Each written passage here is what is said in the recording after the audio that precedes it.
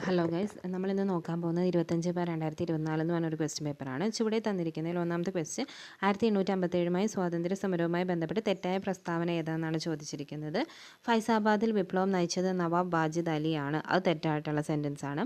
ഫൈസാബാദിൽ വിപ്ലവം നയിച്ചത് ആരാണ്? നമുക്കറിയാം, മൗലവി അഹമ്മദുള്ളയാണ് ഫൈസാബാദിൽ വിപ്ലവം നയിച്ചത്. ലക്നൌവിൽ ആരായിരുന്നു? ഇവിടെ തന്നിരിക്കുന്ന ഓപ്ഷൻ ഇതും തെറ്റാണ്. ലക്നൌവിൽ വിപ്ലവം നയിച്ചത് മൗലവി അഹമ്മദുള്ള എന്നാണ്. അത് തെറ്റാണ്. ബീഗം ഹസ്രത് മഹലാണ് ലക്നൌവിൽ വിപ്ലവം നയിച്ചത്. ലക്നൌവിലും അവധിലും ബീഗം ഹസ്രത്ത് മഹലാണ്. പിന്നെ ബീഹാറിലെ അറയിൽ വിപ്ലവം നയിച്ചത് ആരാണെന്ന് ചോദിച്ചാൽ കൻവർ സിംഗ് ആണ്. അത് ശരിയാണ്. ബറേലിയിൽ വിപ്ലവം നയിച്ചത് ഖാൻ ബഹദൂർ ഖാനാണ്. അതും ശരിയാണ്. സോ ഫസ്റ്റ് സെൻറ്റൻസ് ആണ് തെറ്റ്. രണ്ട് സെൻറ്റൻസ്. ഫൈസാബാദ് ആരാണ്? മൗലവി അഹമ്മദുള്ള. ലക്നൌവിൽ ബീഗം ഹസ്രത്ത് മഹൽ. അവധിൽ ബീഗം ഹസ്രത്ത് മഹൽ. ബീഹാറിൽ നമ്മുടെ കൻവർ സിംഗ്. ബറേലിയിൽ ഖാൻ ബഹദൂർ ഖാൻ. പിന്നെ സെക്കൻഡ് ക്വസ്റ്റ്യൻ ഇതാണ്. തന്നിരിക്കുന്ന ജോഡികളിൽ തെറ്റായത് ഏതെന്നാണ് ചോദിച്ചിരിക്കുന്നത്. ഇവിടെ ആകെ ഒരെണ്ണം മാത്രമേ തെറ്റുള്ളൂ. തിരുവനന്തപുരം യൂണിവേഴ്സിറ്റി കോളേജ് 1837 അല്ല, 1834 തിരുവനന്തപുരം യൂണിവേഴ്സിറ്റി കോളേജ്. ഇനി ബാക്കി നമുക്ക് നോക്കാം. തിരുവനന്തപുരത്തെ അടിമത്ത നിരോധനം 1812 കൊച്ചിയിൽ അടിമത്ത നിരോധനം 1845 എറണാകുളം മഹാരാജാസ് കോളേജ് 1875 അപ്പോൾ എന്തൊക്കെയാണ്? തിരുവനന്തപുരത്ത് അടിമത്ത നിരോധനം 1812, കൊച്ചിയിൽ അടിമത്ത നിരോധനം 1845, തിരുവനന്തപുരം യൂണിവേഴ്സിറ്റി കോളേജ് രൂപീകരണം 1834, എറണാകുളം മഹാരാജാസ് കോളേജ് രൂപീകരണം 1875. മൂന്നാമത്തെ ക്വസ്റ്റ്യൻ, ചുവടെ തന്നിരിക്കുന്നവയിൽ ചൈനീസ് വിപ്ലവവുമായി ബന്ധപ്പെട്ട് തെറ്റായ പ്രസ്താവന ഏതെന്നാണ് ചോദിച്ചിരിക്കുന്നത്. നാലാമത്തെ സെൻറ്റൻസ്, മാവോ സേത്തുങ്ങിന് ശേഷം ഹുവ ഗുവോഫെങ് ചൈനയിൽ അധികാരത്തിൽ വന്നു എന്ന് പറയുന്ന സെൻറ്റൻസ് തെറ്റാണ്. ശരിക്കും മാവോ സേത്തുങ്ങിന് ശേഷം പിൻഗാമി ആയിട്ടിരുന്നത് ഹുവ ഗുവോഫെങ് ആണ്. പക്ഷേ ആക്ച്വലി അവിടെ അധികാരത്തിൽ വന്നത് ആരാണ്? ദെങ് സിയാപിങ് എന്ന് പറഞ്ഞ ഒരാളാണ്. DENG ഞാൻ കാണിച്ചു തരാം കേട്ടോ. ആളല്ല, സ്പെല്ലിങ്. ഡെങ് സിയാപിങ് എന്ന് പറഞ്ഞ ആളാണ് എന്ത് അധികാരത്തിൽ വന്നത്. ശരിക്കും പിൻഗാമി ആയിരുന്നത് നമ്മുടെ ഹുവ ഗുവോഫെങ് ആണ്. ആ ഒരു ഹുവ ഗുവോഫെങ് ആണ് അധികാരത്തിൽ വരേണ്ടിയിരുന്നത്. പക്ഷേ ആ പുള്ളിക്കാരനെ മറികടന്ന് ദെൻ സിയാപിങ് അധികാരത്തിൽ വന്നു. അപ്പോൾ ആ സെൻറ്റൻസാണ് തെറ്റായിട്ടുള്ളത്. പിന്നെ ബാക്കി നമുക്ക് നോക്കാം. പീപ്പിൾസ് റിപ്പബ്ലിക് ഓഫ് ചൈന രൂപീകരിച്ചത് 1949 ഒക്ടോബർ 1 നമ്മുടെ സ്വാതന്ത്ര്യത്തിനൊക്കെ ശേഷമാണ് ഇത് രൂപീകരിച്ചത്. പീപ്പിൾസ് റിപ്പബ്ലിക് ഓഫ് ചൈന രൂപീകരിച്ചത് 1949 ഒക്ടോബർ 1 യുദ്ധാനന്തരം ചിയാങ് കൈഷകും സംഘവും തായ്വാനിലേക്ക് ഓടിപ്പോയി. ശരിയാണ്. യുദ്ധാനന്തരം ചിയാങ് കൈഷകും സംഘവും തായ്വാനിലേക്ക് ഓടിപ്പോയി. ചൈനയിൽ സാംസ്കാരിക വിപ്ലവം കൊണ്ടുവന്നത് മാവോ സേതുങ് ആണ്. ചൈനയിൽ സാംസ്കാരിക വിപ്ലവം കൊണ്ടുവന്നത് ആരാണ്? മാവോ സേതുങ് ആണ്. പിന്നെ നാലാമത്തെ ക്വസ്റ്റ്യൻ നോക്കാം. സാമൂഹ്യ പരിഷ്കർത്താവായ ചട്ടമ്പി സ്വാമികളുമായി ബന്ധപ്പെട്ട് തെറ്റായ പ്രസ്താവന ഏത്? 1851 തിരുവനന്തപുരം ജില്ലയിൽ ജനനം എന്നുള്ളത് തെറ്റാണ്. 1851 അല്ല. എന്നാണ്? 1853 ഓഗസ്റ്റ് 25. 1853 ഓഗസ്റ്റ് 25. 1853 ഓഗസ്റ്റ് 25 ആര് ജനിച്ചത്? നമ്മുടെ ചട്ടമ്പി സ്വാമികൾ കൊല്ലൂരിൽ ജനിക്കുന്നത്. 1853 ഓഗസ്റ്റ് 25 ചട്ടമ്പി സ്വാമികൾ ജനിച്ചു. സ്വാമിനാഥ ദേശികൾ ചട്ടമ്പി സ്വാമികളെ തമിഴ് വേദാന്ത ശാസ്ത്രം പഠിപ്പിച്ചു. അപ്പോൾ തമിഴ് പഠിപ്പിച്ചത് ആരാണ്? സ്വാമിനാഥ ദേശികളാണ് എന്ത് പഠിപ്പിച്ചത്? തമിഴ് വേദാന്ത ശാസ്ത്രം പഠിപ്പിച്ചത്. ചട്ടമ്പി സ്വാമികളുടെ സ്മാരകം സ്ഥിതി ചെയ്യുന്നത് പന്മനയിലാണ്. ചട്ടമ്പി സ്വാമികളുടെ സ്മാരകം. അപ്പം ഞാനിങ്ങനെ ചട്ടമ്പി ഏതാണ് പനയുടെ മേലായിട്ടൊക്കെ പഠിച്ച് കയറും, അതുകൊണ്ടാണ് പന്മനയിലാണ് സ്മാരകം സ്ഥിതി ചെയ്യുന്നത്. കേരളത്തിലെ ദേശനാമങ്ങൾ ചട്ടമ്പി സ്വാമികളുടെ കൃതിയാണ്. അപ്പോൾ ദേശനാമങ്ങൾ ആരുടെയാണ്? ചട്ടമ്പി സ്വാമികളുടെ കൃതിയാണ് ദേശനാമങ്ങൾ. ഇനി അഞ്ചാമത്തെ ക്വസ്റ്റ്യൻ നോക്കാം. ശരിയായ ജോഡികൾ ഏതാണെന്നാണ് ചോദിച്ചിരിക്കുന്നത്. നാഗ്പൂർ സമ്മേളനം എവിടെയാണ്? നാഗ്പൂർ സമ്മേളനത്തിൽ വെച്ചാണോ? അതെ, നാഗ്പൂർ സമ്മേളനത്തിൽ വെച്ചാണ് നമ്മുടെ നിസ്സഹകരണ പ്രസ്ഥാനം രൂപീകരിച്ചത്. ബോംബെ സമ്മേളനത്തിൽ വെച്ചല്ല, ലാഹോറിൽ വെച്ചാണ് പൂർണ്ണ സ്വരാജ് പ്രമേയം ഇത് ചെയ്യുന്നത്.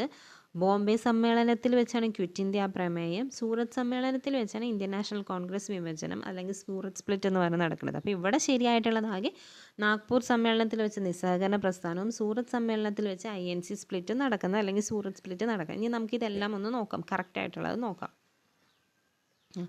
നാഗ്പൂർ സമ്മേളനം 1920 വിജയരാഘവാചാര്യാണ് അതിന് നേതൃത്വം കൊടുത്തത്. എന്ത് നടന്നു? നിസ്സഹകരണ പ്രസ്ഥാനത്തിന് ഇത് കൊടുത്തത് എന്നാണ്? നാഗ്പൂരിൽ വെച്ചിട്ടാണ്.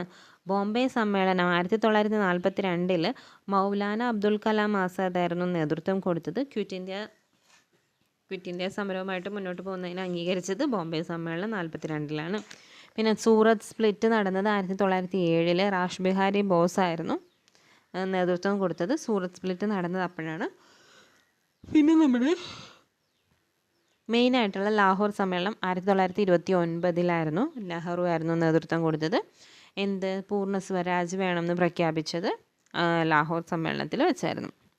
ഇനി 6ാമത്തെ ക്വസ്റ്റ്യൻ, അന്താരാഷ്ട്ര ടെസ്റ്റ് ക്രിക്കറ്റിൻ്റെ ചരിത്രത്തിൽ ഇന്ത്യൻ ടീമിൻ്റെ ഏറ്റവും കുറഞ്ഞ ഇന്നിംഗ്സ് സ്കോർ ഏത് രാജ്യത്തിനെതിരെയായിരുന്നു? ആസ്ട്രേലിയക്കെതിരെയായിരുന്നു. നമ്മുടെ സ്കോർ എന്ന് പറയണത് 36 ഓൾ ഔട്ടായി നമ്മൾ.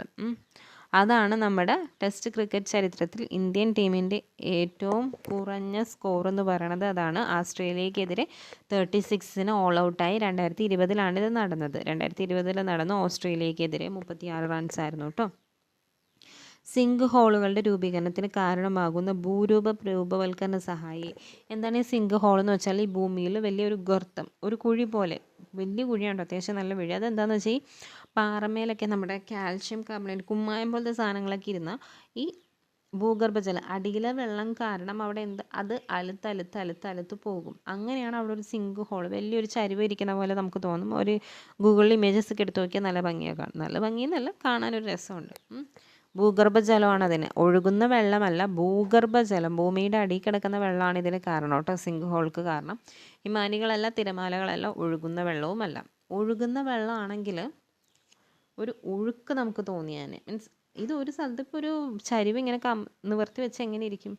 ഒഴുകുന്നതാണെങ്കിൽ അത് ചരിവായിട്ട് ഇരിക്കില്ല, അതിങ്ങനെ ഒഴുകിയിരുന്നാണ്. മനസ്സിലായോ? ഇത് ഭൂഗർഭജലം കാരണമാണ് സിങ്ക് ഹോളുകൾ വരുന്നത്. ലോകത്തിലെ ഏറ്റവും ഉയരം കൂടിയ വേലിയേറ്റങ്ങൾ ഉണ്ടാകുന്ന രാജ്യമാണ് കാനഡ എന്ന് പറയുന്നത്. ലോകത്തിലെ ഏറ്റവും ഉയരം കൂടിയ വേലിയേറ്റങ്ങൾ ഉണ്ടാകുന്ന രാജ്യമാണ് കാനഡ. ഇപ്പം കാണാന്ന് പറയില്ല, നമ്മൾ കാണാം, ആ പേരിൽ തന്നെ എന്തുണ്ട്? കാണയുണ്ട്. അതാണ് എന്തുകൊണ്ടാണ് വേലിയേറ്റങ്ങൾ ഭയങ്കര പൊക്കത്തിലുള്ള കാരണം അവർ കാണയൊക്കെ ഭയങ്കര പൊക്കത്തിൽ പണിത് വെക്കുന്നൊക്കെ ഓർത്ത്. കടുപ്പം കുറഞ്ഞ ധാതുവാണ് ടാൽക്ക് എന്ന് പറയണത്. ടാൽക്കില്ലേ, നമ്മുടെ ടാൽക്കം പൗഡർ ഇല്ലേ, അത് തന്നെയാണ് ഈ ടാൽക്ക് എന്ന് പറയണത്. ടാൽക്കം പൗഡറിനെ തന്നെയാണ് ഈ ടാൽക്ക് എന്ന് പറയുന്നത്. അതെന്താണെന്നാണ്? കടുപ്പം കുറഞ്ഞ ധാതുവാണ്. അതാണ് സോഫ്റ്റസ്റ്റ് മിനറൽ. അത് ജസ്റ്റ് അതിൻ്റെ കാഠിന്യം നോക്കിയാൽ വെറും 1 MOHs 1 മോസ് എന്തിന്? ടാൽക്കിന്. സോഫ്റ്റസ്റ്റ് മിനറൽ, അതാണ് കടുപ്പം കുറഞ്ഞ ധാതു, ടാൽക്ക്. ഇനി 10ാമത്തെ ക്വസ്റ്റ്യൻ, ഭൂമധ്യരേഖ പ്രദേശത്ത് ലഭിക്കുന്ന മഴയാണ് സംവഹന മഴ അല്ലെങ്കിൽ കൺവെൻഷണൽ റെയിൻ എന്ന് പറയുന്നത്. അല്ലെങ്കിൽ 4 മണി മഴ, വൈകുന്നേരം 4 മണിക്ക് പെയ്യുന്ന മഴ തന്നെയാണ് അതെന്ന് പറയുന്നത് സംവഹന മഴ. ഭൂമധ്യരേഖ പ്രദേശത്ത് ലഭിക്കുന്ന മഴയാണ് സംവഹന മഴ അല്ലെങ്കിൽ കൺവെൻഷണൽ റെയിൻ എന്ന് പറയും.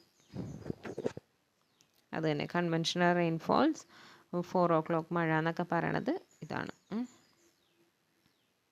ഇനി 11ാമത്തെ ക്വസ്റ്റ്യൻ, മൺസൂൺ കാലത്തിന് മുൻപ് കേരളത്തിൽ ലഭിക്കുന്ന വേനൽ മഴ. നമ്മുടെ വേനൽക്കാലത്ത് വേനൽ മഴ ലഭിക്കും എന്ന് പറയില്ല, അതെന്താണ്? മാവ് പൂക്കാൻ, ചെറി ബ്ലോസം, ഈ പറയുന്നതൊക്കെ അതാണ്. അതിന് നമ്മൾ പറയുന്നത്, കേരളത്തിൽ പറയുന്നത് മാംഗോ ഷവർ എന്നാണ്. മൺസൂൺ കാലത്തിന് മുമ്പ് നമുക്ക് എന്താ വേനൽ മഴ ലഭിക്കും, അതിനെയാണ് പറയുന്നത്. 12, സൂര്യനെ പറ്റിയുള്ള സൂക്ഷ്മ പഠനത്തിനായി ASRO വികസിപ്പിച്ച പേടകമാണ് ആദിത്യ L1. ഞാൻ ഇന്നിപ്പോൾ ഇത് പറയുന്നത് ജൂലൈ 5-ാം തീയതിയാണ്. ഈ 2-ാം തീയതി 3-ാം തീയതി ആ ദിവസത്തെ പത്രങ്ങളിൽ ഈ ആദിത്യ L1 എന്ന് പറയുന്നത് നമ്മുടെ സൂര്യൻ്റെ ഏതോ ഒരു ആദ്യത്തെ ഒരു ഓർബിറ്റിൽ കിടന്ന് ഓർബിറ്റിലോട്ട് കടന്നു, ആ ഓർബിറ്റിൽ കൂടി കറങ്ങി എന്നൊക്കെ പറഞ്ഞ് പത്രത്തിൽ റിപ്പോർട്ട് ഉണ്ടായിരുന്നു കേട്ടോ. ഇന്ത്യൻ ആസൂത്രണത്തിൻ്റെ പിതാവ് ആരാണ്? പിതാവ് വിശ്വേശ്വരയ്യ. അപ്പോൾ ആർക്കിടെക്റ്റ് ആരാണ്? ആർക്കിടെക്റ്റ് PC മഹലനോബിസ് ആണ്. അല്ലെങ്കിൽ ശില്പി എന്ന് പറയുന്നത് PC മഹലനോബിസ് ആണ്. നമ്മുടെ പിതാവ് ആരാണ്? വിശ്വേശ്വരയ്യ.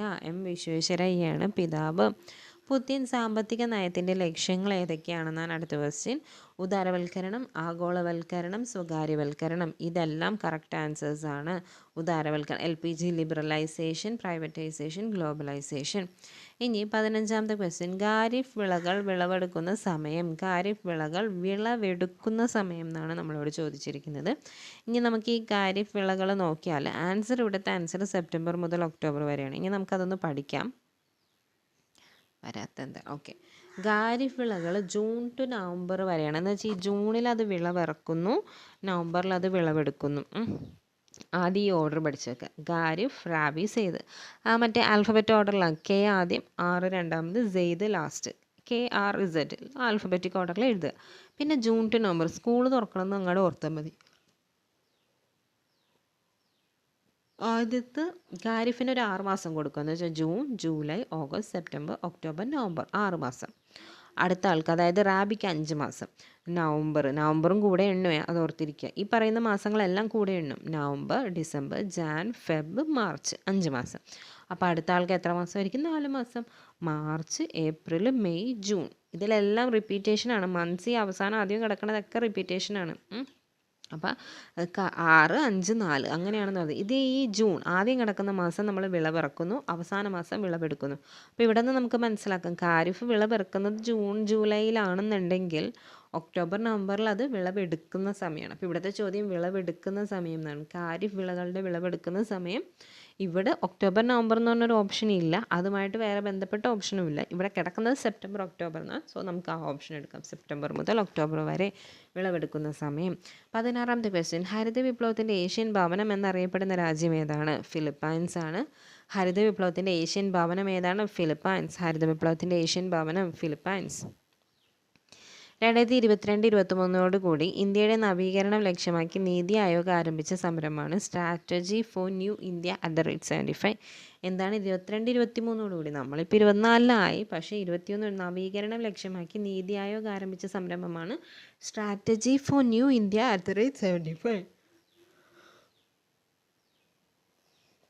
ഇതിലെന്താണ് സംഭവം എന്ന് വെച്ചാൽ, replacing 5-year plans with an aim to accelerate economic growth to 9-10%, make the country a 4 trillion economy by 2022-2023 and to achieve UN Sustainable Development Goals നേടാനും വേണ്ടിയിട്ടാണ് നമ്മൾ ഈ സ്ട്രാറ്റജി ഫോർ ന്യൂ ഇന്ത്യ നേടിയോന്നൊന്നും എനിക്കറിയില്ല. നമ്മളങ്ങനത്തെ പദ്ധതികൾ ഇഷ്ടംപോലെ ഇടുമല്ലോ. അപ്പോൾ എന്താണ് റീപ്ലേസിങ് 5-year പ്ലാൻസിന് പകരമായിട്ട് നമ്മുടെ എക്കണോമിക് ഗ്രോത്ത് ആക്സിലറേറ്റ് ചെയ്തത്, അതിൻ്റെ ആ പെർസെൻറ്റേജ് 9-10 എത്തിയിട്ട് നമ്മളുടെ കൺട്രി ഒരു 4 ട്രില്യൺ എക്കോണമി ആക്കണം എന്നാണ്. UN sustainable development goals achieve ചെയ്യുകയും വേണം എന്നാണ് പറയുന്നത്. ഇനി സ്വച്ഛ് ഭാരത് മിഷൻ എന്നാണ് വന്നത്? October 2, 2014 Swachh Bharat mission. 2014 October 2-ന് 2014 ഒക്ടോബർ 2-നാണ് സ്വച്ഛ് ഭാരത് മിഷൻ. 18ാമത്തെ ക്വസ്റ്റ്യൻ, 2023 ലോക ബാങ്കിൻ്റെ ലോജിസ്റ്റിക്സ് പെർഫോമൻസ് സൂചികയിൽ ഇന്ത്യയുടെ സ്ഥാനം. ലോജിസ്റ്റിക് പെർഫോമൻസ് ബാങ്കിൻ്റെയാണ്. അത് 38ആണ്. 8ൻ്റെ പണി കിട്ടുന്നതാണ് ബാങ്കിൻ്റെ കാര്യം. ആദ്യം നമ്മളോട് പറയും 3% നിരക്കുള്ളൂ എന്നൊക്കെ പറയും. ലോൺ എടുക്കാൻ ചിലപ്പോൾ പലിശ 3% ഉള്ളൂ എന്ന് പറയും. പക്ഷേ അടയ്ക്കാൻ ചിലപ്പോൾ 8ൻ്റെ പണി കിട്ടി 8% അടയ്ക്കേണ്ടി വരും. അതാണ് 38. ആ 8ൻ്റെ പകുതിയായിട്ട് കാണിക്കും. അങ്ങനെയൊക്കെ ഓർത്തിരിക്കുക. 38ആണ് നമ്മുടെ 2023 ലോക ബാങ്കിൻ്റെ ലോജിസ്റ്റിക്സ് പെർഫോമൻസ് സൂചികയിൽ ഇന്ത്യയുടെ സ്ഥാനം. 19ാമത്തെ ക്വസ്റ്റ്യൻ, ഇന്ത്യൻ ഭരണഘടനാ നിർമ്മാണവുമായി ബന്ധപ്പെട്ട് താഴെ തന്നിരിക്കുന്ന പ്രസ്താവനകളിൽ തെറ്റേതെന്നാണ് ചോദിച്ചിരിക്കുന്നത്.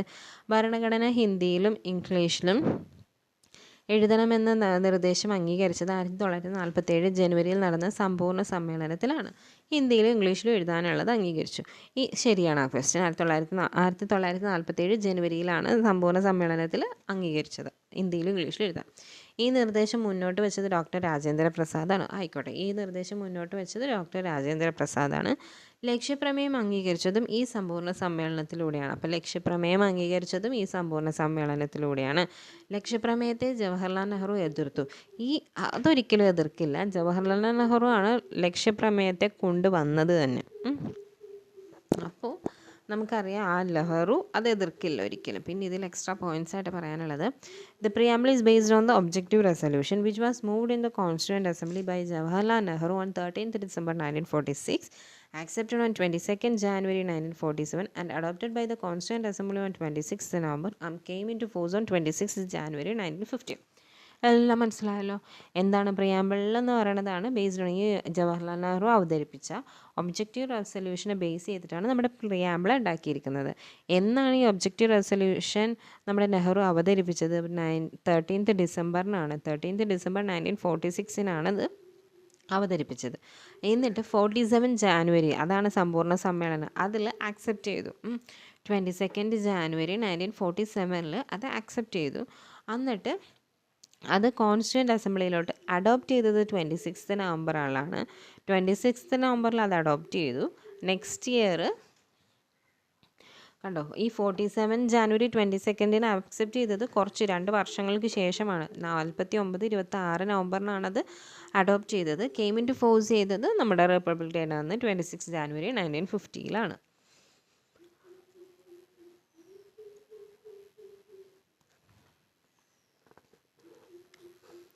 അപ്പോൾ ഇത്രയാണ് ആ ക്വസ്റ്റ്യനിൽ പറയുന്നത്. ഇനി നമുക്ക് അടുത്ത ക്വസ്റ്റ്യൻ നോക്കാം.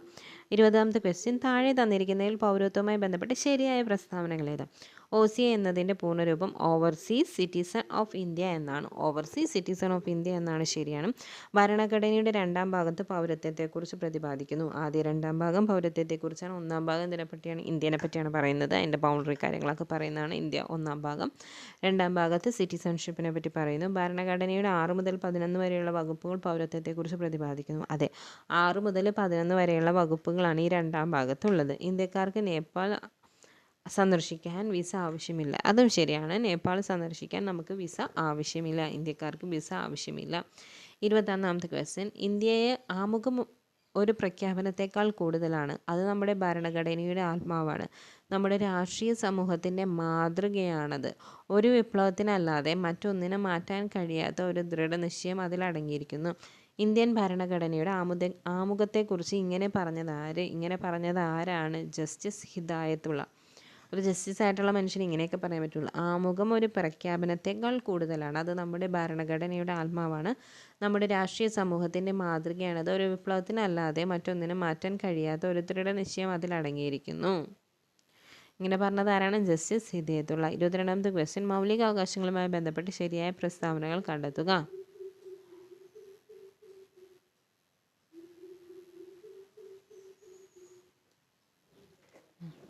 ഫസ്റ്റ് സെൻറ്റൻസ് ഇതാണ്. മൗലികാവകാശങ്ങളുമായി ബന്ധപ്പെട്ട ശരിയായ പ്രസ്താവനകൾ കണ്ടെത്താനാണ്. ഫസ്റ്റ് സെൻറ്റൻസ്, നമ്മുടെ അവകാശങ്ങളിൽ ചിലത് പൗരന്മാർക്ക് മാത്രമേ ലഭിക്കൂ. നമ്മുടെ മൗലികാവകാശം ചിലത് പൗരന്മാർക്ക് മാത്രമേ ലഭിക്കൂ. അത് ശരിയാണ്. എല്ലാവർക്കും വരുന്നവർക്കൊന്നും കിട്ടില്ല. പൗരനായിരുന്നാൽ മാത്രമേ അത് കിട്ടുള്ളൂ. ചില മൗലിക അവകാശങ്ങൾ ഏത് വ്യക്തിക്കും ലഭിക്കും. ചില മൗലികാവകാശങ്ങൾ ഏത് വ്യക്തിക്കാണെങ്കിലും കിട്ടും. ചിലത് ഇവിടെ വരുന്ന ഗസ്റ്റായിട്ട് വരുന്നതും വിസ മാറിപ്പോയവർക്കൊക്കെ കിട്ടും. നിയമത്തിന് മുൻപിൽ തുല്യതയുള്ള അവകാശം ഏതൊരു വ്യക്തിക്കും ലഭിക്കും. നിയമത്തിന് മുൻപിൽ തുല്യത, നിയമത്തിൻ്റെ മുൻപിൽ തുല്യത എല്ലാവർക്കും കിട്ടും. പൊതുതൊഴിലിൻ്റെ കാര്യത്തിൽ അവസര സമത്വം ലഭിക്കുന്നത് ഇന്ത്യൻ പൗരന്മാർക്ക് മാത്രമാണ്. പൊതുതൊഴിലിൻ്റെ കാര്യത്തിൽ അവസര സമത്വം ലഭിക്കുന്നത് ഇന്ത്യൻ പൗരന്മാർക്ക് മാത്രമാണ്. ഇനി 23ാമത്തെ ക്വസ്റ്റ്യൻ, ചേരുംപടി ചേർക്കുക. ഇന്ത്യ കടമെടുത്ത രാജ്യങ്ങൾ ഏതാണെന്നാണ് ചോദിച്ചിരിക്കുന്നത്. നിർദ്ദേശക തത്വങ്ങൾ ഏതാണ്? അയർലൻഡ്. പ്രസിഡൻ്റായ അയാളെ നിർദ്ദേശിച്ചു എന്നോ അങ്ങനെ എന്താണ് പഠിച്ചിരിക്കുന്നത്? പ്രസിഡൻറ്റിൻ്റെ എടുത്തിരിക്കുന്നത് പ്രസിഡൻ്റ് ആയാണ് അയർലൻഡ് എന്ന് പറയുന്നത്. പ്രസിഡൻ്റ് ആയ അയാളെ നിർദ്ദേശിച്ചു. പ്രസിഡൻറ്റ് അവിടെ എടുത്തിരിക്കുന്ന അയർലൻഡിൽ നിന്നാണ്. നിർദ്ദേശിച്ചതാണ് നിർദ്ദേശക തത്വങ്ങൾ. അതെടുത്തിരിക്കുന്നത് അയർലൻഡിൽ നിന്നാണ്. മൗലിക കർത്തവ്യങ്ങൾ ഫണ്ടമെൻ്റൽ ഡ്യൂട്ടീസ് എവിടെ നിന്നാണ്? റഷ്യയിൽ നിന്ന്. കർത്തവ്യങ്ങൾ റഷ്യ. റഷ്യ. കർത്തവ്യങ്ങളിൽ ഒരു ഉണ്ട്, റഷ്യയിൽ ഒരു റായുണ്ട്. മൗലിക കർത്തവ്യങ്ങൾ റഷ്യ. അവശിഷ്ട അധികാരങ്ങൾ റെസിഡ്യൂറി പവേഴ്സ് എവിടെ നിന്നാണ്? കാനഡ. സർഫിട്ട് കാണ കഴുതും. സർഫിൽ എന്ന് വെച്ചാൽ എന്താണ്? State list, union list, residuary power, federal list. ഇതൊക്കെ എവിടെ നിന്നാണ്? സർഫിട്ട് കാണ കഴുകും. SURF ഇട്ട് കാണ കഴുകും. അപ്പോൾ റെസിഡ്യൂറി പവർ കാനഡ. ഭരണഘടനാ ഭേദഗതി എവിടെ നിന്നാണ്? ദക്ഷിണാഫ്രിക്കയിൽ നിന്നാണ്. ഈ ബായും ദായൊക്കെ ഏതാണ്ട് ഒരേപോലെയല്ല എഴുതുന്നത്. അപ്പം ഭരണഘടനാ ഭേദഗതി ദക്ഷിണാഫ്രിക്ക. ഭരണഘടനാ ഭേദഗതി എവിടെ നിന്നാണ്? ദക്ഷിണാഫ്രിക്ക. പിന്നെ 24ാമത്തെ ക്വസ്റ്റ്യൻ, ഡാഷ് സ്ഥാനത്തേക്കുള്ള തിരഞ്ഞെടുപ്പിന് താഴെ പറയുന്ന യോഗ്യതകൾ ആവശ്യമാണ്. അത് ഏത് ഇന്ത്യൻ പൗരനായിരിക്കണം? ഈ കൊടുത്തിരിക്കുന്ന യോഗ്യതകൾ ആരുടെ തിരഞ്ഞെടുപ്പിന് വേണ്ടിയിട്ടുള്ളതാണെന്നാണ്. ഇന്ത്യൻ പൗരനായിരിക്കണം, 35 വയസ്സ് പൂർത്തിയായിരിക്കണം, ലാഭകരമായ ഒരു പദവിയും വഹിക്കരുത്, രാജ്യസഭാംഗമായി തിരഞ്ഞെടുക്കാൻ യോഗ്യത ഉണ്ടായിരിക്കണം. രാജ്യസഭ, ഇവിടെയാണ് പ്രശ്നം വരുന്നത്. എല്ലാവരും ഇത് രാഷ്ട്രപതി എന്ന് കരുതും, പക്ഷേ ഉത്തരം ഉപരാഷ്ട്രപതിയാണ്. രാഷ്ട്രപതിയെ ഇതും തമ്മിലുള്ള വ്യത്യാസം എന്താണെന്ന് വെച്ചാൽ രാഷ്ട്രപതി ആകണം എന്നുണ്ടെങ്കിൽ ലോകസഭാംഗമായി തിരഞ്ഞെടുക്കാൻ യോഗ്യത ഉണ്ടായിരിക്കണം എന്നാണ് ഇവിടുത്തെ ക്വസ്റ്റ്യൻ എന്നുണ്ടെങ്കിൽ ഉത്തരം രാഷ്ട്രപതി ആയാനേ. പക്ഷേ രാജ്യസഭാംഗമായി തിരഞ്ഞെടുക്കാൻ യോഗ്യത ഉണ്ടായിരിക്കണം എന്ന് കൊടുത്തേക്കുന്നത് കൊണ്ട് ഇത് ഉപരാഷ്ട്രപതിയാണ്. ബാക്കിയെല്ലാം സെയിം തന്നെയാണ് രാഷ്ട്രപതിയുടെ കാര്യത്തിൽ. പ്രസിഡൻറ്റ് തന്നെ ലോക്സഭാ അംഗമായി തിരഞ്ഞെടുക്കാൻ യോഗ്യത ഉണ്ടായിരിക്കണം എന്നാണ് എന്തിൽ പ്രസിഡൻറ്റിൻ്റെ കാര്യത്തിൽ വരുമ്പോൾ. ബാക്കിയൊക്കെ സെയിം തന്നെയാണ്. അതിലും ഇന്ത്യൻ പൗരനായിരിക്കണം, 35 വയസ്സ് പൂർത്തിയായിരിക്കണം, ലാഭകരമായ ഒരു പദവി വഹിക്കരുത്. രാജ്യസഭാംഗമായി തിരഞ്ഞെടുക്കാൻ യോഗ്യത ആർക്കാണ്? ഉപരാഷ്ട്രപതി. ലോകസഭാംഗമാണെങ്കിൽ രാഷ്ട്രപതി. പുസ്തകങ്ങളും അവരുടെ പേരുകളും രചയിതാക്കൾ ആരാണ്? The power of the prime minister ആരാണ്? Humphrey Berkeley. The power of the prime minister നമ്മുടെ ശരിക്കും പറഞ്ഞാൽ മോദി ഉണ്ടായിരുന്നെങ്കിൽ എഴുതി വെക്കായിരുന്നു മോദിയാണെന്ന്. The power of the prime minister ആരാണ്? Humphrey Berkeley. പിന്നെ നിയമങ്ങളുടെ അന്തസത്ത അല്ലെങ്കിൽ ദ സ്പിരിറ്റ് ഓഫ് ലോസ് എന്ന് പറയുന്നത് മോണ്ടസ്ക്യൂവിൻ്റെയാണ്. സ്പിരിറ്റ് ഓഫ് ലോ മോണ്ടസ്ക്യൂ എന്ന് വെച്ചാൽ സ്പിരിറ്റ്, നമ്മുടെ കള്ള് മേടിക്കാനായിട്ട് ക്യൂവിൽ നിൽക്കുന്ന കണ്ടിട്ടുണ്ടോ ആൾക്കാർ, എന്ത് അച്ചടക്കത്തോടു കൂടി. അപ്പോൾ the spirit of laws, spirit വാങ്ങാൻ വേണ്ടി നല്ല വൃത്തിയിലുള്ള ക്യൂവിൽ നിൽക്കാൻ നമ്മുടെ ആൾക്കാർക്ക് അറിയാം, അതാണ് മോണ്ടസ്ക്യൂ. ഇന്ത്യ 2020 ഇതാരുടെ ബുക്കാണ്? India 2020 APJ Abdul Kalam. പുള്ളിക്കാരൻ വളരെ സ്വപ്നങ്ങളൊക്കെ കണ്ടായിരുന്നു 2020 ഇന്ത്യ വലുതാവുമെന്ന്. പക്ഷേ നല്ലൊരു മനുഷ്യനായിരുന്നു. India 2022 doctor APJ Abdul Kalam. My truth ആരുടെയാണ്? ഇന്ദിരാഗാന്ധിയുടെയാണ്. My truth ആരുടെയാണ്? Indira Gandhi. താഴെ തന്നിരിക്കുന്നവയിൽ തെറ്റായ ജോഡികൾ ഏവ എന്നാണ്? ബൽവന്ത്ര. ഇതെല്ലാം നമ്മുടെ എന്താണ് പഞ്ചായത്ത് രാജ് കമ്മീഷൻസ് ആണ്. ബൽവന്ത്രായ കമ്മീഷൻ 1957 ശരിയാണ്. PK തുങ്കൻ കമ്മീഷൻ അത് തെറ്റാണ്. PK തുങ്കൻ എപ്പോഴാണെന്ന് വെച്ചാൽ 1988 PK തുങ്കൻ വരുന്നത്. Ashok Mehta committee 1977 Sarkaria commission 83 Sarkaria commission 83 Sarkaria commission. PK Thungon 1990 അല്ല 88. അതെ, PK തുങ്കൻ 1988. ഇനി 27ാമത്തെ ക്വസ്റ്റ്യൻ. ജമ്മു കാശ്മീരുമായി ബന്ധപ്പെട്ട് താഴെ തന്നിരിക്കുന്ന പ്രസ്താവനകളിൽ ശരിയായ പ്രസ്താവനകൾ ഏവ? ജമ്മു കാശ്മീരിന് പ്രത്യേക പദവി നൽകുന്ന വകുപ്പ് 370 എടുത്തു കളഞ്ഞ കേന്ദ്ര ഗവൺമെൻറ്റിൻ്റെ തീരുമാനം 2023 ഡിസംബറിൽ സുപ്രീം കോടതി ശരിവെച്ചു. ശരിയാണത്. എന്താണ്? ജമ്മു കാശ്മീരിന് പ്രത്യേക പദവി നൽകുന്ന വകുപ്പ് 370 2019 അത് എടുത്തു കളഞ്ഞത്. കേന്ദ്ര ഗവൺമെൻറ്റിൻ്റെ തീരുമാനം 2023 ഡിസംബറിൽ സുപ്രീം കോടതി ശരിവെച്ചു. ജമ്മു കാശ്മീരിനെ 2 കേന്ദ്ര ഭരണങ്ങളായി മാറ്റിയത് 2019 2019 ജമ്മുവും കാശ്മീർ ലഡാക്കും ജമ്മു ആൻഡ് കാശ്മീരിന്ന് 2ആക്കി മാറ്റി. രാജതരംഗിണി കാശ്മീരിൻ്റെ ചരിത്രം വിശദമാക്കുന്ന പുസ്തകമാണ്. രാജതരംഗിണി എഴുതിയത് ആരാണ്? കൽഹണനാണ് രാജതരംഗിണി എഴുതിയത്. 2019 ജൂണിൽ ജമ്മു കാശ്മീരിൽ സാമ്പത്തിക അടിയന്തരാവസ്ഥ പ്രഖ്യാപിച്ചു. സാമ്പത്തിക അടിയന്തരാവസ്ഥയൊന്നുമല്ല അവിടെ പ്രഖ്യാപിച്ചത്, അതാണ് തെറ്റായിട്ടുള്ള ഒരു സെൻറ്റൻസ്. അവിടെ ലോക്ക്ഡൗൺ ഉണ്ടായിരുന്നു, ലോക്ക്ഡൗൺ നടന്നു, പക്ഷെ സാമ്പത്തിക അടിയന്തരാവസ്ഥയൊന്നും അവിടെ പ്രഖ്യാപിച്ചില്ല. 28ാമത്തെ ക്വസ്റ്റ്യൻ. ഇന്ത്യൻ ഭരണഘടന 73 74 ഭേദഗതികളുടെ അനന്തരഫലങ്ങളിൽ പെടാത്തത് ഏവ? ഇതിൽ ഉത്തരം സെക്കൻഡ്, 10ാം പട്ടിക ഇതിൽ വരില്ല. അനന്തരഫലങ്ങളായിട്ട് വരുന്നത് സംസ്ഥാന തെരഞ്ഞെടുപ്പ് കമ്മീഷൻ രൂപീകരിച്ചു. പിന്നെ 11ാം പട്ടികയും 12ാം പട്ടിക എന്ന് വെച്ചാൽ 11 എന്ന് പറയുന്നത് പഞ്ചായത്ത് രാജും പഞ്ചായത്തും 12 എന്ന് പറയുന്നത് മുനിസിപ്പാലിറ്റിയും, അങ്ങനെ 2 പട്ടികകളും കൂടി വന്നു. 29ാമത്തെ ക്വസ്റ്റ്യൻ.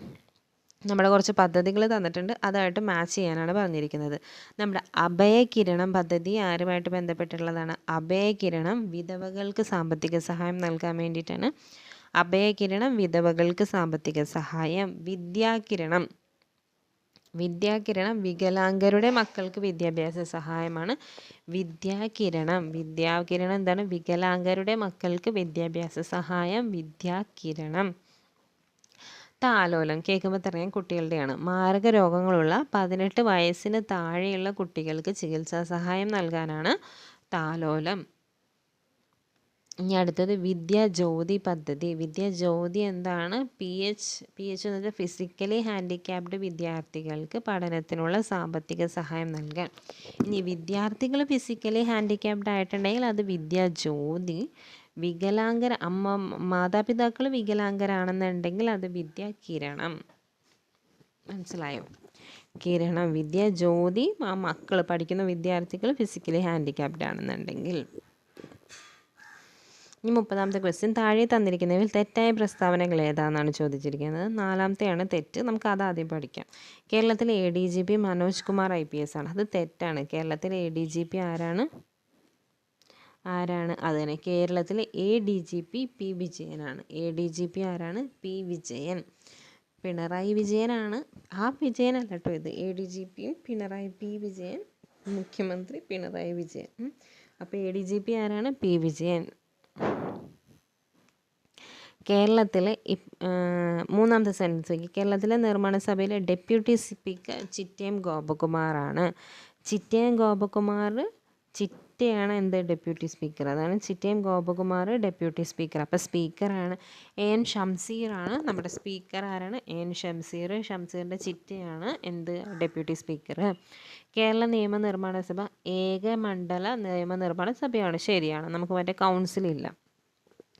കേരളത്തിലെ ഇപ്പോഴത്തെ ചീഫ് സെക്രട്ടറി വി വേണുവാണ്. വേണു IAS ആണ്. വേണുവാണ് എന്ത് ചീഫ് സെക്രട്ടറി എന്ന് പറയുന്നത്? വേണുവാണ്. ഇനി 31ാമത്തെ ക്വസ്റ്റ്യൻ, ഇന്ത്യൻ ഭരണഘടനയുടെ വകുപ്പ് 400A. 31ാമത്തെ ക്വസ്റ്റ്യൻ, ഇന്ത്യൻ ഭരണഘടനയുടെ വകുപ്പ് 400A എന്തിനെക്കുറിച്ച് പ്രതിപാദിക്കുന്നു? ഇത് കണ്ടപ്പോൾ തന്നെ ഞാൻ ആദ്യം പോയി ആൻസർ ചെയ്തത് സ്വത്തവകാശം നിയമപരമായ അവകാശമാക്കി മാറ്റിയെന്നാണ്. എൻ്റെ മനസ്സിൽ പെട്ടെന്ന് ഇത് കണ്ടപ്പോൾ 300Aയും 400Aയും കൂടി പെട്ടെന്നായി. ഇപ്പോൾ നമ്മൾ എക്സാം ഹാളിലിരിക്കുമ്പോൾ പലർക്കും ഇങ്ങനെയൊക്കെ പറ്റും. പക്ഷേ 400A എന്ന് പറഞ്ഞൊരു വകുപ്പ് അങ്ങനെ ഇല്ല, നമുക്ക് പഠിക്കാനില്ല. വിദ്യാഭ്യാസ മൗലിക അവകാശമാക്കി മാറ്റിയത് നമുക്കറിയാം 21A ആണ്. സ്വത്തവകാശം നിയമപരമായ അവകാശമാക്കി മാറ്റിയത് 300A ആണ്. GSTയുമായി ബന്ധപ്പെട്ട വകുപ്പ് 279A ആണ്. അത് 279, അത് തന്നെ 279A ആണ് GSTയുമായി ബന്ധപ്പെട്ടിട്ടുള്ള ആർട്ടിക്കിൾ. അപ്പോൾ 400A നമുക്ക് പഠിക്കാനില്ല. ഈ 32ാമത്തെ ക്വസ്റ്റ്യൻ, ഏറ്റവും കൂടിയ അനുപാതത്തിൽ ആഗോള താപനത്തിന് കാരണമാകുന്ന ഹരിതഗൃഹ വാതകം ഏത്? ഞാൻ ഇത് എഴുതിയപ്പോഴും എനിക്ക് തോന്നിയത് CFC ക്ലോറോ ഫ്ലൂറോ കാർബൺ ആണെന്നാണ്. പക്ഷേ ഉത്തരം അതല്ല, കാർബൺ ഡയോക്സൈഡ്. ഏറ്റവും കൂടുതൽ അളവിലെന്ന് വെച്ചാൽ നമ്മളുടെ നിശ്വാസം കാർബൺ ഡയോക്സൈഡാണ്. അങ്ങനെയൊക്കെ ഓർത്തിരിക്കുക. പിന്നെ നമ്മുടെ വണ്ടികളിൽ നിന്നുള്ളത് അതെല്ലാം കൂടി ഓർത്തിരിക്കുക. അപ്പോൾ കാർബൺ ഡയോക്സൈഡാണ് ഏറ്റവും കൂടുതൽ അളവിൽ കാരണമാകുന്നത്. 33, താഴെ തന്നിരിക്കുന്ന പ്രസ്താവനകളിൽ ഏറ്റവും ശരിയായത് ഏത്? മനുഷ്യ ഹൃദയത്തിൻ്റെ പേസ് മേക്കർ സ്ഥിതി ചെയ്യുന്നത് എവിടെയായിട്ടാണ്? അത് വലത്ത് ഏട്രിയത്തിൻ്റെ, എന്ന് വെച്ചാൽ വലത്ത് ഏട്രിയത്തിൻ്റെ വലത്ത് മുകൾ കോണിലാണ്. വലത്ത് ഏട്രിയത്തിൻ്റെ വലത്ത് മുകൾ കോണിലാണ് എന്ത് സ്ഥിതി ചെയ്യുന്നത്? നമ്മുടെ പേസ് മേക്കർ. ഈ പേസ് മേക്കറാണ് സൈനോ ഏട്രിയൽ നോഡ് എന്ന് പറയുന്നത്, അല്ലെങ്കിൽ SA നോഡ് എന്ന് പറയുന്നത്. എന്താണ്? സൈനോ ഏട്രിയൽ നോഡാണ്. വലത് ഏട്രിയത്തിൻ്റെ വലത് മുകൾ കോണിലാണ്. പിന്നെന്താ ചോദ്യം? 2021 ഡേവിഡ് ജൂലിയസും ആഡം പെറ്റോയും ചേർന്ന് നോബൽ പുരസ്കാരം നേടിയത് ഏത് മേഖലയിലാണ്? വൈദ്യശാസ്ത്രം. നോബൽ പ്രൈസ് ഇതെല്ലാം 21, ഇതിപ്പോൾ 24 ക്വസ്റ്റ്യൻ പേപ്പറാണ്, പക്ഷേ 21ലും ചോദിച്ചിരിക്കുന്നു. 21, 22, 23ലും നോബൽ പ്രൈസ്. 3 വർഷത്തെ നോബൽ പ്രൈസ് നമ്മൾക്ക് പഠിക്കാനുണ്ട് കേട്ടോ. പിന്നെ 35ാമത്തെ ക്വസ്റ്റ്യൻ എന്ന് പറയുന്നത്, ചേരുംപടി ചേർത്ത് ഉചിതമായ ഉത്തരം തിരഞ്ഞെടുത്ത് എഴുതുക. മലേറിയ. ഇതൊക്കെ ഏത് രോഗകാരികൾ കൊണ്ടിട്ടാണെന്നാണ് പഠിക്കേണ്ടത് കേട്ടോ. അപ്പോൾ മലേറിയ ഏതാണ്? പ്രോട്ടോസോവ. മലേറിയ ഏതാണ്? പ്രോട്ടോസോവ. Malaria protozoa. ടൈഫോയിഡ് ഞാൻ ബാക്കി ടൈ ഇട്ടും എന്നാണ് ഓർത്തിരിക്കുന്നത്. ബാക്കിൽ ടൈ ഇട്ടും. ബാക്ടീരിയ. ടൈഫോയിഡ് ബാക്ടീരിയ ടൈ ഇട്ടും, അതാണ് ടൈഫോയിഡ് ബാക്ടീരിയ. പിന്നെ അസ്കാരിയാസിസ് വിരകൾ. അസ്കാരിയാസിസ് എന്താണ്? വിര കൊണ്ടുള്ള രോഗമാണ് അസ്കാരിയാസിസ്. ജലദോഷം എന്താണ്? ഒരു വൈറസ് രോഗമാണ് ജലദോഷം. ഇനി 36ാമത്തെ ക്വസ്റ്റ്യൻ, കുട്ടികളിലെ പ്രമേഹം കണ്ടെത്താനും ചികിത്സിക്കാനുമായുള്ള കേരള സർക്കാരിൻ്റെ പ്രത്യേക പദ്ധതിയാണ് എന്തെന്നറിയപ്പെടുന്നത്? മിഠായി എന്ന് പറയുന്നത് അതാണ്. നമ്മൾ താലോലം നേരത്തെ പഠിച്ചു. 18 വയസ്സിൽ താഴെയുള്ള കുട്ടികളുടെ ഗുരുതര രോഗത്തിനുള്ള ചികിത്സയ്ക്ക് വേണ്ടിയിട്ടുള്ള പദ്ധതിയാണ് താലോലം. മന്ദഹാസം എന്ന് പറഞ്ഞാൽ ഈ വെപ്പുകല്ല് വെച്ച് കൊടുക്കാൻ വേണ്ടിയിട്ടുള്ള പദ്ധതിയാണ് മന്ദഹാസം. മിഠായി എന്താണ്? കുഞ്ഞു കുട്ടികളിലെ പ്രമേഹം കണ്ടെത്താൻ വേണ്ടിയിട്ടാണ്.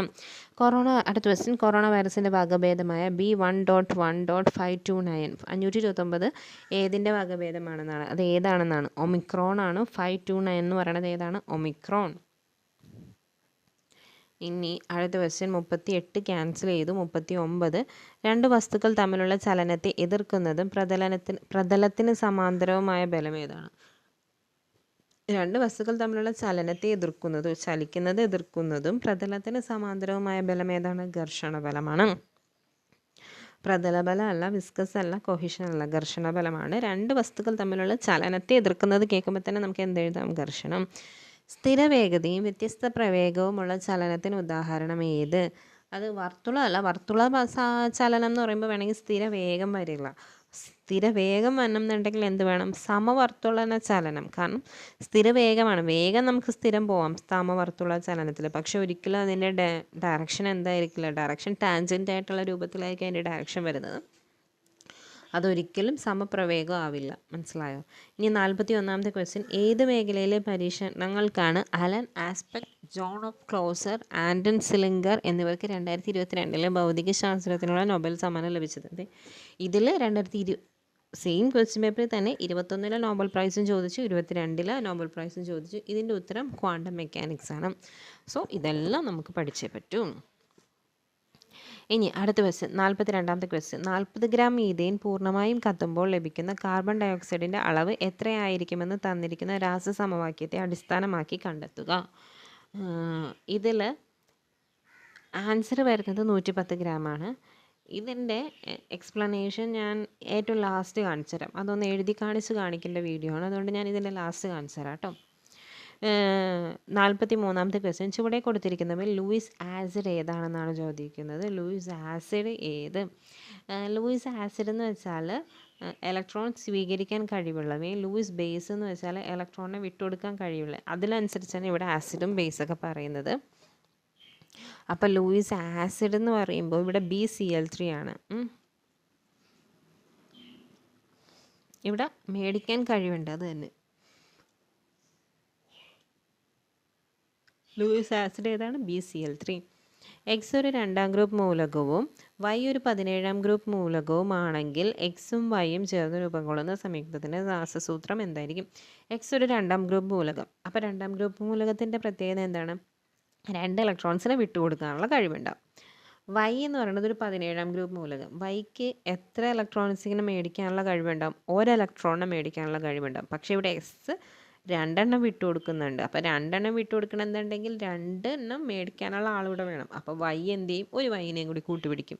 അപ്പോൾ X വിട്ടുകൊടുക്കണ 2 എണ്ണം ഈ 2 Yയും ചേർന്ന് മേടിക്കും. അപ്പോൾ എന്ത് വരും? X ഒരെണ്ണവും Y 2 എണ്ണവും, XY2.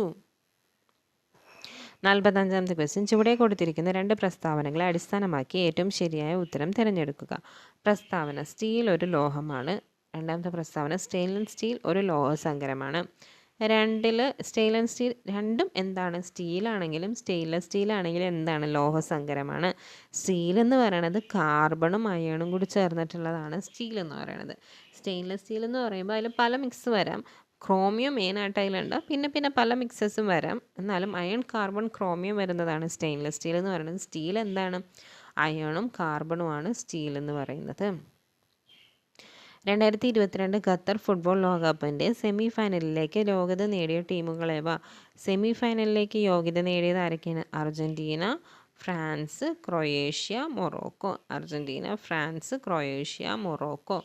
ഇനി ഇതിൽ ഫൈനൽസിലോട്ട് കയറിയത് ഫ്രാൻസും അർജൻറ്റീനയാണ്. എന്തിൽ കയറിയത്? ഫൈനൽസിലോട്ട് കയറിയത് ഫ്രാൻസും അർജൻറ്റീനയാണ്. അപ്പോൾ സെമി ഫൈനലിലോട്ട് കയറിയത് അർജൻറ്റീന, ഫ്രാൻസ്, ക്രൊയേഷ്യ, മൊറോക്കോ. 47ാമത്തെ ക്വസ്റ്റ്യൻ. ഹൈമവത ഭൂവിൽ എന്ന യാത്രാ വിവരണം ആരുടെ കൃതിയാണ്? ഹൈമവത ഭൂവിൽ MP വീരേന്ദ്രകുമാറിൻ്റെയാണ് ഹൈമവത ഭൂവിൽ. പുരാതന ഗുഹാചിത്രങ്ങൾക്ക് പ്രസിദ്ധി കേട്ട എടക്കൽ ഗുഹകൾ സ്ഥിതി ചെയ്യുന്ന ജില്ല ഏത്?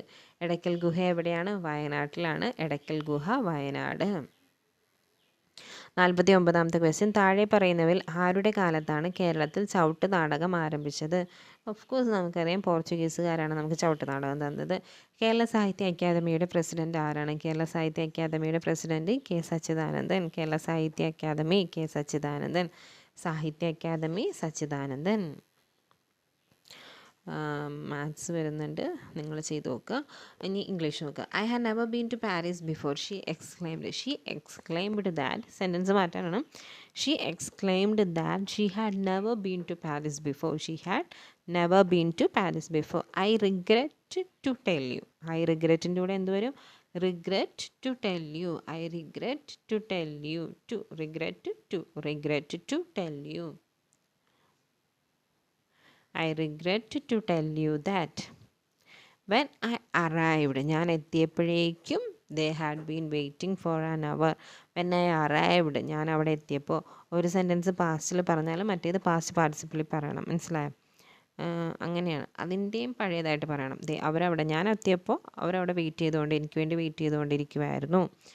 അടുത്തത് 64. The diplomat's ability to speak multiple languages was considered a valuable. എന്താണ്? ഒരു അസറ്റാണത്. മൾട്ടിപ്പിൾ ലാംഗ്വേജ് സംസാരിക്കുക എന്ന് പറയുന്നത് ഒരു അസറ്റാണെന്ന് വെച്ചാൽ ഒരു കഴിവാണെന്നാണ് അതിൻ്റെ അർത്ഥം. The artist painted a beautiful landscape on the canvas എന്നും പറയാം. ഓൺ ടു ദ, ഇവിടെ ഓൺ ഇല്ലാത്തതുകൊണ്ട് നമുക്ക് ഓൺ ടു ദ ക്യാൻവാസ് എന്നുള്ളത് എടുക്കാം. 66. The negotiations between the two countries finally broke down after weeks of discussions and the war began. Broke down എന്ന് വെച്ചാൽ means എന്താ പറയുക, നോക്കാം. ബ്രോക്ക് ഡൗൺ എന്ന് വെച്ചാൽ ഫെയിലിയർ ടു പ്രോഗ്രസ്, അത് കഴിഞ്ഞു. ബ്രോക്ക് ഡൗൺ എന്ന് വെച്ചാൽ നശിഞ്ഞു എന്നുള്ളൊരു മീൻസ് അത് തന്നെ, ഫെയിലിയർ ടു പ്രോഗ്രസ്. ബ്രോക്കപ്പ് എന്ന് വെച്ചാൽ നമുക്കറിയാം ബ്രേക്കപ്പ് എന്ന് പറയില്ല, ടെർമിനേഷനാണ്. ബ്രോക്ക് ഔട്ട് എന്ന് വെച്ചാൽ പൊട്ടിപ്പുറപ്പെട്ടു എന്ന് പറയില്ല, അതാണ് ബിഗിൻ സഡൻലി, ആ രോഗം പൊട്ടിപ്പുറപ്പെട്ടു. ബ്രേക്ക് ത്രൂ എന്ന് വെച്ചാൽ make a way through the barrier. Break through എന്ന് വെച്ചാൽ കടക്കാൻ പറ്റാത്തതിൽ കൂടി പക്ഷേ ഞാൻ കടന്നു കയറപ്പെട്ടു, അങ്ങനെ പറയില്ല, അതാണ് force A way through barrier, അതാണ് എന്തെന്ന് പറയുന്നത്. അപ്പോൾ ബ്രോക്ക് ഡൗൺ എന്താണ്? ഫെയിലിയർ ആണ്. ബ്രോക്ക് ഡൗൺ എന്ന് വെച്ചാൽ നെഗോസിയേഷൻ ബിറ്റ്വീൻ രണ്ട് കൺട്രികൾ തമ്മിലുള്ള അവർ നെഗോസിയേഷൻ നടന്നത്, അത് അവസാനിച്ചു, അത് നടന്നില്ല, സ്വീകരിച്ചില്ല. അപ്പോൾ എന്തു പറ്റി? ആഫ്റ്റർ വീക്സ് ഓഫ് ഡിസ്കഷൻ അത് നടന്നില്ല. അപ്പോൾ എന്തു പറ്റി? പൊട്ടിപ്പുറപ്പെട്ടു, യുദ്ധം ആരംഭിച്ചു.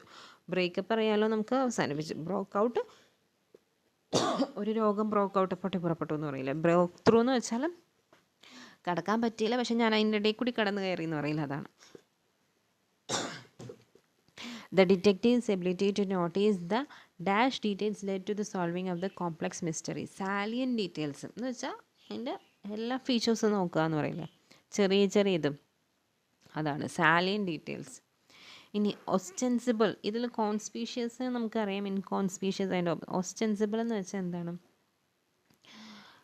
Appearing as such but not necessarily so. Ostensible എന്ന് വെച്ചാൽ ഏതാണ്ട് അതുപോലെ എന്നാൽ അതല്ലതാണ്, മനസ്സിലായോ? ഏതാണ്ട് അതുപോലെ എന്നാൽ അതല്ല എന്നാണ് ഒസ്റ്റെൻസിബിൾ. കോൺസ്പീഷ്യസ് എന്ന് വെച്ചാൽ ക്ലിയർലി വിസിബിൾ.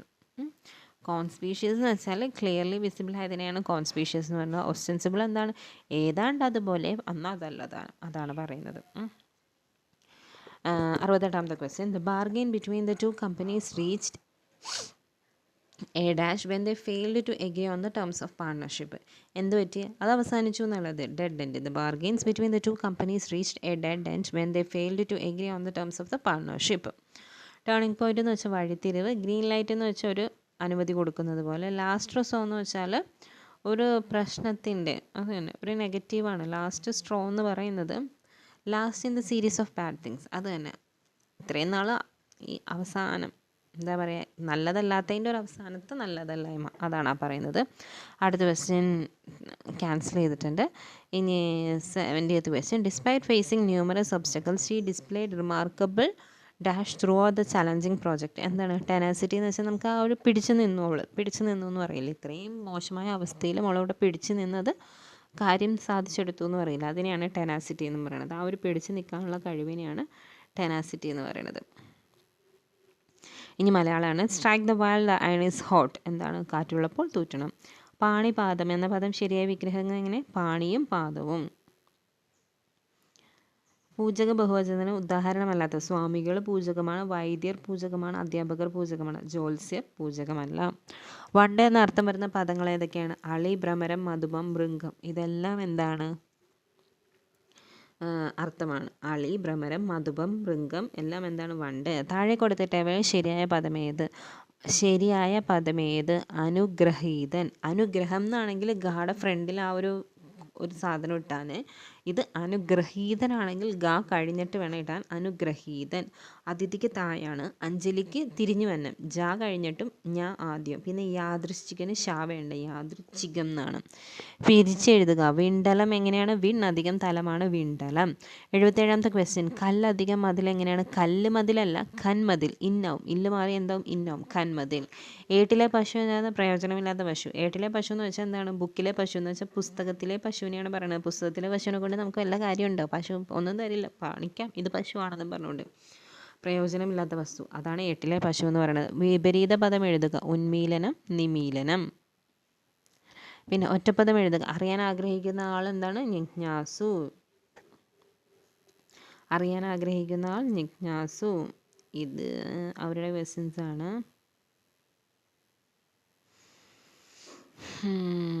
ഇതിൽ ലാസ്റ്റ് 2 ക്വസ്റ്റ്യൻ ഉണ്ട് IT വരുന്നത്. അതെ, നമ്മുടെ വിമുക്തി എന്ന് പറഞ്ഞത് എന്താണ് പദ്ധതി എന്ന് അറിയാമല്ലോ. വിമുക്തി മിഷൻ പദ്ധതിയുമായി താഴെപ്പെട്ട പ്രസ്താവനകൾ ശരിയായി തിരഞ്ഞെടുക്കുക. 1, 2, 3 ആണ് ഇവിടെ ശരിയായിട്ടുള്ളത്. 2016 നവംബർ 20-നാണ് വിമുക്തി പദ്ധതി കേരള മുഖ്യമന്ത്രി തിരുവനന്തപുരത്ത് ഉദ്ഘാടനം ചെയ്തത്. അത് ശരിയായിട്ടുള്ളത്. നമുക്കും ചോദിക്കാം. 2016 നവംബർ 20-നാണ് വിമുക്തി പദ്ധതി. സംസ്ഥാനതല ചെയർമാൻ, വിമുക്തി പദ്ധതിയുടെ സംസ്ഥാനതല ചെയർമാൻ മുഖ്യമന്ത്രിയാണ്. സാമൂഹ്യ മാധ്യമങ്ങളിലൂടെ പ്രചാരണവും വിമുക്തി പദ്ധതിയിൽ അനുവദനീയമാണ്. എന്ന് വെച്ചാൽ ലഹരിക്കെതിരായിട്ടുള്ള പദ്ധതിയാണ് വിമുക്തി എന്ന് പറയുന്നത് കേട്ടോ.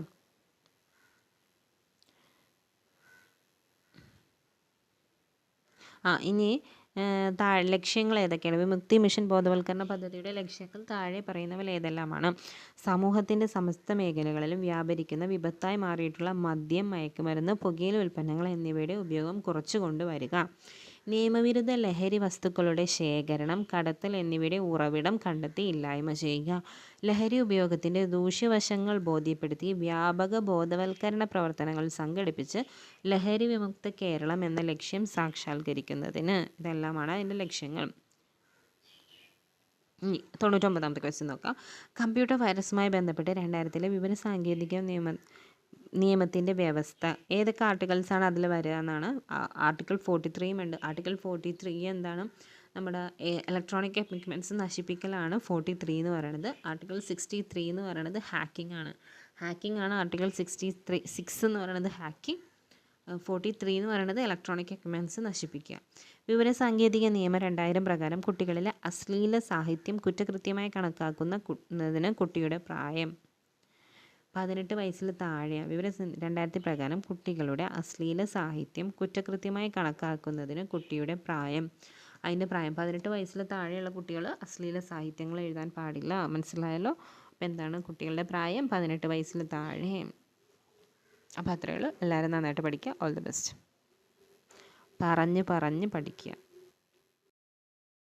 ഇതാണ് നമ്മൾക്ക് ആ ക്വസ്റ്റ്യനിൽ തന്നിരിക്കുന്ന ഇക്വേഷൻ എന്ന് പറയുന്നത് ഇതാണ്. ഇതിൽ നമ്മൾ 40 ഗ്രാംസ് ഹൈഡ്രജൻ 40 ഗ്രാം തന്നിട്ടുണ്ടെന്നാണ് പറയണത്. ഇതിൻ്റെയും റേഷ്യോ എന്ന് പറയണത് ഇവിടെ, പക്ഷേ ഇപ്പോൾ നേരെ മറിച്ച് വാട്ടറാണ് ചോദിച്ചിരിക്കുന്നതെങ്കിൽ ഇവിടെ 1 ആണെന്നുണ്ടെങ്കിൽ ഇവിടെ 2 ആണ് അതിൻ്റെ ഇതെന്ന് പറയണത്. പക്ഷേ ഇവിടെ അങ്ങനെയല്ല. ഈ മീഥേൻ്റെ ആണെങ്കിലും കാർബൺ ഡൈ ഓക്സൈഡിൻ്റെ ആണെങ്കിലും 1:1 ആണ്. അതിൻ്റെ റേഷ്യോ എന്ന് പറയുന്നത് 1:1 ആണ്. അപ്പോൾ നമുക്ക് മീഥേൻ്റെ മോളിക്കുലർ മാസ് എന്ന് പറയുമ്പോൾ കാർബണിൻ്റെ 12 × 1 പ്ലസ് ഹൈഡ്രജൻ്റെ 1 × 4 ആണ്. അപ്പോൾ എത്രയാണ്? 12 + 4 എന്ന് പറയുന്നത് 16 ആണ്. 16 എന്ന് പറഞ്ഞ് കിട്ടി. ഇനി ഇതേപോലെ കാർബൺ ഡൈ ഓക്സൈഡിൻ്റെ നോക്കുകയാണെന്നുണ്ടെങ്കിൽ 12 × 1 പ്ലസ് 16 × 2 ആണ്, വിച്ച് ഈസ് ഈക്വൽ ടു 12 + 32 എത്രയാണ് നമുക്കറിയാം? 44 ആണ്. നമുക്കിവിടെ തന്നിട്ടുണ്ട് എത്രയാണ് മീഥേൻ എത്രയാണ് തന്നിരിക്കുന്നത്? 40 ഗ്രാംസ് ഓഫ് മീഥേൻ നമുക്ക് തന്നിട്ടുണ്ട്. അപ്പോൾ ഇത് 40 ഗ്രാംസ് ഓഫ് മീഥേൻ കത്തിച്ചാൽ നമുക്ക് എത്ര എമൗണ്ട് കാർബൺ ഡൈ ഓക്സൈഡ് കിട്ടുമെന്നാണ് ചോദിച്ചിരിക്കുന്നത്. 40 ഇത് രണ്ടിൻ്റെ റേഷ്യോ സെയിം ആണ്, 1:1 ആണ്. അപ്പോൾ 14/16 ഇസ് ഈക്വൽ ടു എന്ന് പറയുന്നത്